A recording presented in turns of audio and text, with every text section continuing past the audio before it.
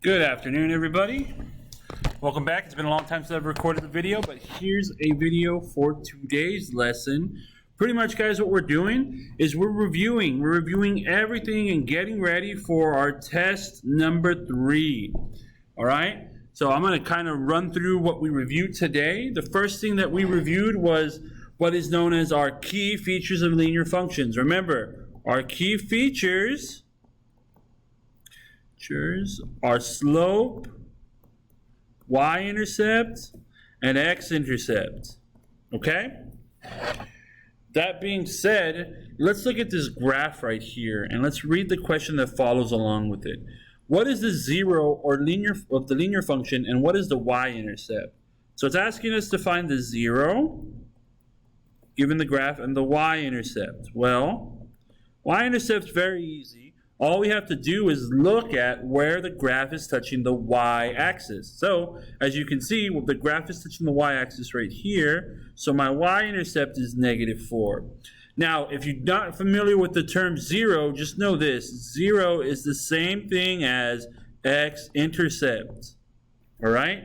So I just need to look at where the graph is crossing my x-intercept, and that'd be right here at -2. Let's go ahead and do the same thing with this one. I'll erase all this so we can start again. So I need to know the 0 and the x-intercept. Remember, y-intercept. Perdón.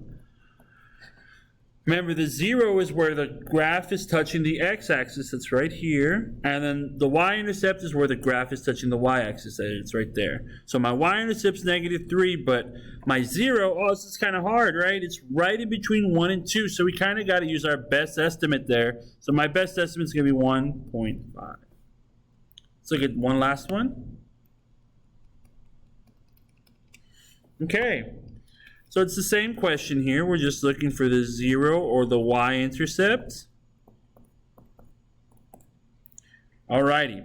So my 0 is the same thing here. It's where my graph touches the x-axis. No, sorry. Rephrase. It's where my graph touches the y-axis for my y-intercept. So my y-intercept is going to be 2. And my 0 is going to be where my graph touches the x-intercept, or x-axis. It's -1. Alright, let's go with this next one.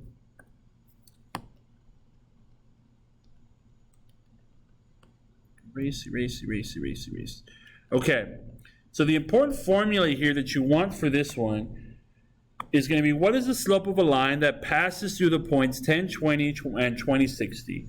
Well, you just need to know this formula.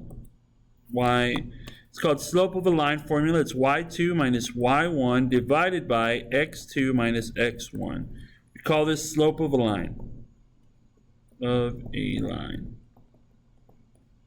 Okay? And then the first thing we need to do is we're going to label our points. So this is the first point that they give us, we're going to call x1 and y1. And the second point that they give us, we're going to call x2 and y2. All we do now is we go ahead and look at our formula and substitute, right? What did I say is my y2? Well, that's 60 minus my y1, which is 20, divided by my x2, which was 20, and my x1, which is 10. Now then, very easy to see, right? All I'm doing is whatever they lined up with, right? And substituting. Then we just do some calculations. 60 minus 20 is going to be 40, divided by 20 minus 10, which is 10. 40 divided by 10 is just 4.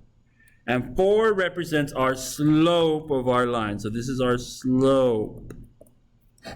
Okay, I did a couple of extra problems there. You can look through this one, see how I set it up here, right?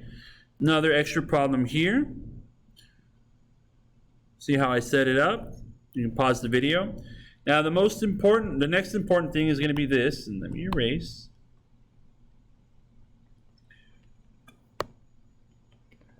So here's another problem that we reviewed. This is function notation.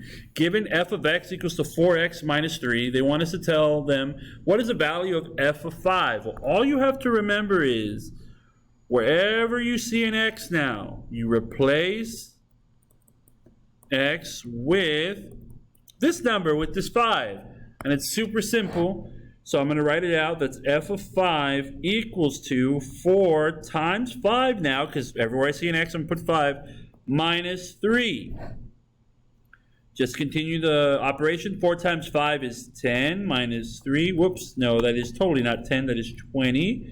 So f of 5 equals to 20 minus 3. Well, that's simple, right? That's just 17. And as you can see, I did the same thing here. We just went ahead and did some calculation. You can look at the answer there. And you might want to try this one on your own. It's not rather difficult. Just remember here, guys, when let's look at this one real quick. When I replaced it with -1, we're going to end up with 2 minus -1. When you have that happen, you just need to remember that if you have a minus -1, this is just going to turn into a +1, right? Because in reality, what you have is 2 minus -1. This negative is going to distribute to this -1, and a negative times a negative is a positive, so now it turns into 2 plus 1. That's where I get the 3 from, okay? That being said, guys, that was pretty much everything